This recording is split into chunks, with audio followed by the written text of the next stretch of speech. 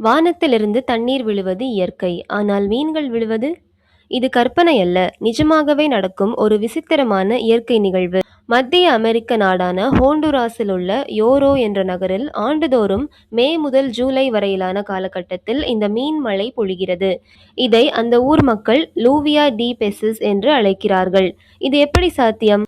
அறிவியலாளர்களின் கூற்றுப்படி, கடலில் அல்லது நீர்நிலைகளில் ஏற்படும் வாட்டர் ஸ்பவுட்ஸ் என்று சொல்லக்கூடிய நீர் சூறாவளிகள் இதற்கு முக்கிய காரணம். இந்த சக்தி வாய்ந்த சுழல் காற்றுகள் நீரில் உள்ள மீன்களை உறிஞ்சி மேகங்களுக்கு கொண்டு செல்கின்றன.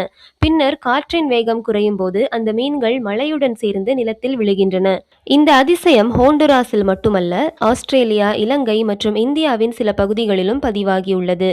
சில நேரங்களில் மீன்கள் உயிருடனும் சில நேரங்களில் உறைந்த நிலையிலும் கண்டெடுக்கப்பட்டுள்ளன. இது ஒரு அரிய வகை வானிலை நிகழ்வாகவே கருதப்படுகிறது. இயற்கையின் மர்மங்கள் என்றும் வியப்பிற்குரியவை. இது போன்ற சுவாரஸ்யமான தகவல்களுக்கு நம்ம சேனலை சப்ஸ்கிரைப் பண்ணிக்கோங்க.